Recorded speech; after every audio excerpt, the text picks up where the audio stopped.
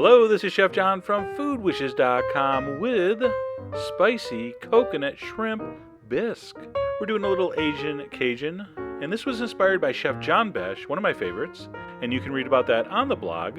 But let's get started with this amazingly delicious soup. And there's my Gulf prawns, wild Gulf prawns.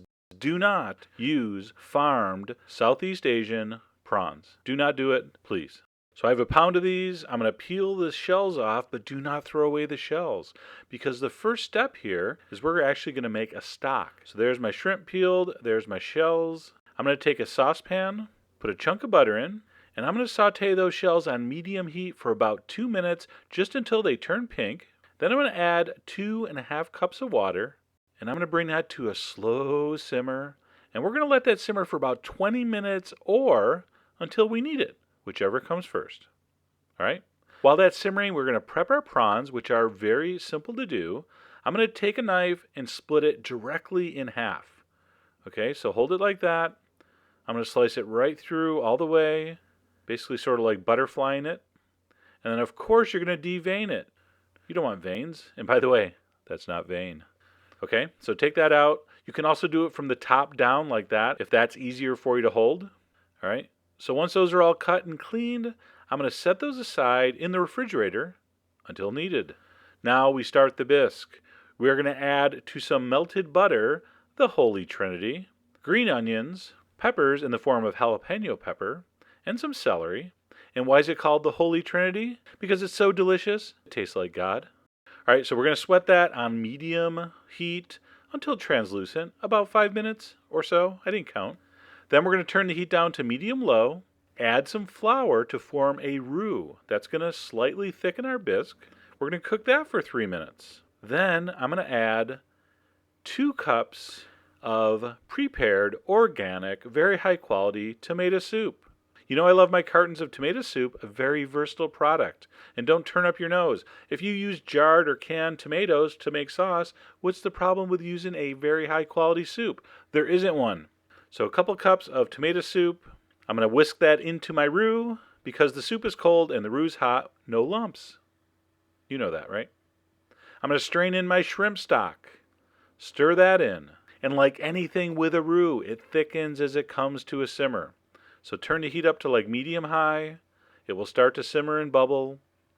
All right, and that's looking pretty good already.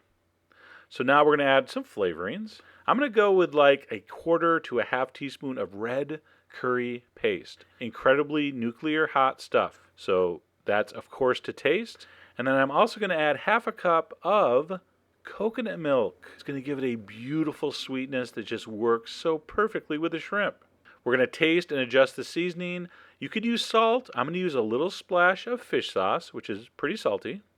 And we're simply going to simmer that for about, 15 minutes or so. You could reduce it to make it thicker if you want, but for me that's perfect. At that point, I'm going to add my shrimp, turn it to low, and when the shrimp are cooked through, which is only going to take you 3 or 4 minutes, you're done and ready to eat.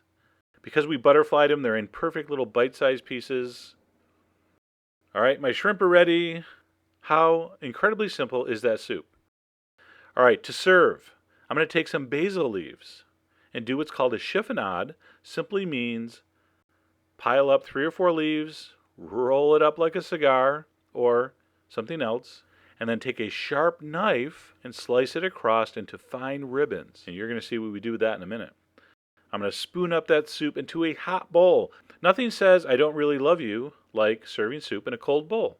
Now to finish, I don't want my basil to go right into the soup because it won't be as pretty. So I'm going to float a little rice cracker on top with a big pinch of my basil chiffonade.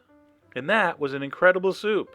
The sweetness from the coconut really brings out the sweetness in the shrimp, the acidity from the tomato, the herbaceousness from the basil, a little crispiness from the cracker. It doesn't get any better than that.